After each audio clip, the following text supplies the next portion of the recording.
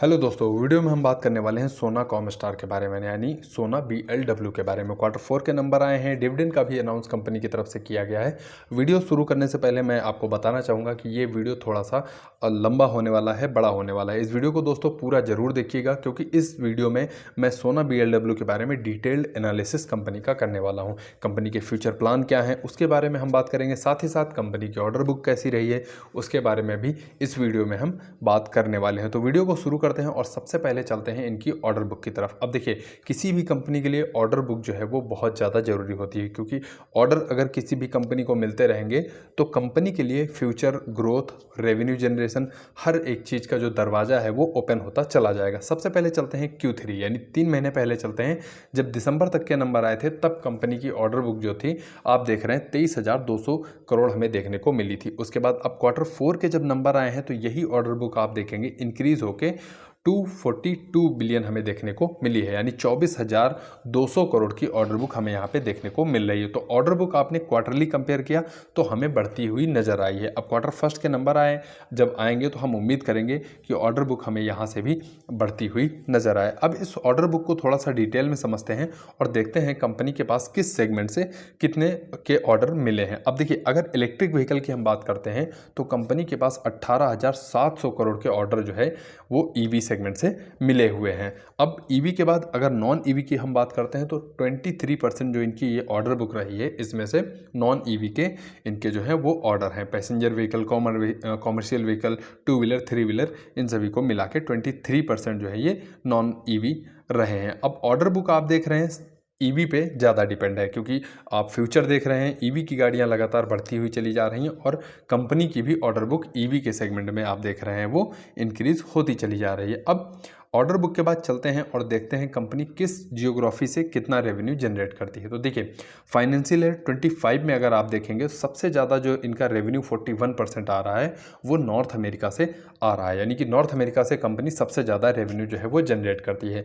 अगर इंडिया की बात करते हैं तो 29% कंपनी ने रेवेन्यू जनरेट किया है इंडिया से। यूरोप की अगर हम बात कर लेते हैं 24% रेवेन्यू यूरोप से जनरेट किया है, और एशिया की अगर हम बात कर लेते हैं तो 6% के आसपास इन्होंने एशिया से रेवेन्यू जनरेट किया है। अब आगे चलते हैं और समझते हैं क्वार्टर 4 के जब नंबर आए हैं वो कैसे रहे हैं। तो देखिए, रेवेन्यू किसी भी कंपनी के लिए फर्स्ट अर्निंग जो होती है वो होती है रेवेन्यू। अगर हम रेवेन्यू की बात करते हैं तो इस क्वार्टर में कंपनी का रेवेन्यू हमें देखने को मिला है 868 करोड़।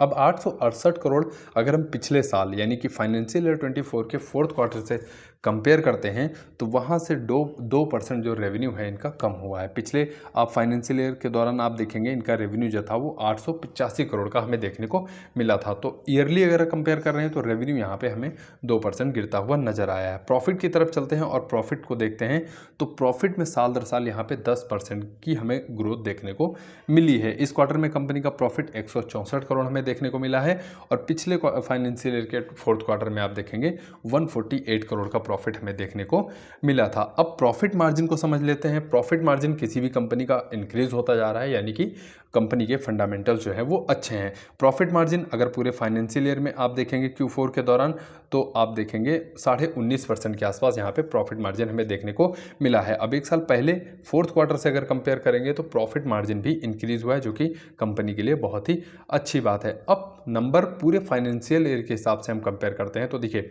पूरे फाइनेंशियल ईयर में आप देखेंगे पिछले साल यानी 24 में आप जाएंगे तो रेवेन्यू आप देखेंगे तो 3,184 करोड़ का कंपनी ने रेवेन्यू जो है वो वहाँ से जनरेट किया था।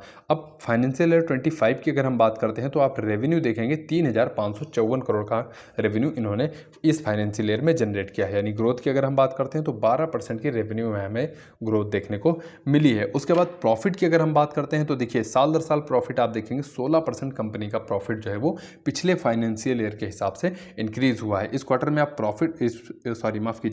इस फाइनेंशियल ईयर में अगर आप प्रॉफिट देखेंगे तो 601 करोड़ का हमें प्रॉफिट देखने को मिला है, और पिछले फाइनेंशियल ईयर में आप जाएंगे यानी 24 में तो प्रॉफिट आप देखेंगे 517 करोड़ का हमें देखने को मिला था। अब प्रॉफिट मार्जिन की अगर हम बात कर लेते हैं तो पिछले फाइनेंशियल ईयर में कंपनी का जो प्रॉफिट मार्जिन था 16.8% के आसपास हमें देखने को मिला था, और इस बार आप देखेंगे लगभग 18% के आसपास प्रॉफिट मार्जिन जो है वो कंपनी का पहुंच गया है। अब कंपनी ऑटो एंसिलरी कंपनी है। इनके कुछ प्रोडक्ट की अगर हम बात करते हैं तो देखिए ये इनके कुछ प्रोडक्ट हैं जो कंपनी जिस प्रोडक्ट के साथ बिजनेस करती है। इनके प्रोडक्ट पैसेंजर व्हीकल में भी काम में आ रहे हैं, साथ ही साथ कॉमर्शियल व्हीकल में भी इनके प्रोडक्ट जो है वो यूज़ हो रहे हैं।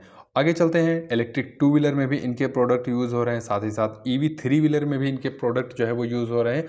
उसके बाद अगर हम रोबोट के उसकी बात करते हैं तो जो रोबोट वगैरह हैं वहाँ भी इनके प्रोडक्ट जो है यूज़ हो रहे हैं। ड्रोन की अगर हम बात कर लेते हैं तो यहाँ भी इनके कुछ प्रोडक्ट जो हैं वो लगातार यूज़ होते चले आ रहे हैं। अब वीडियो ओवरऑल कैसा लगा आप कमेंट बॉक्स में ज़रूर बताइएगा, और वीडियो अगर आपको पसंद आया हो तो वीडियो को दोस्तों लाइक करिए। और इस वीडियो के माध्यम से अगर मैं 0.1 या 0.2% आपको जानकारी दे पाया हूँ सोना BLW के बारे में, तो वीडियो को दोस्तों लाइक करके चैनल को सब्सक्राइब करना बिल्कुल मत भूलिएगा। आपके कीमती समय के लिए आपका बहुत बहुत धन्यवाद। लास्ट में डिविडेंड की अगर हम बात करते हैं तो 1.6 यानी ₹1.60 का कंपनी की तरफ से डिविडेंड का भी अनाउंस किया गया है।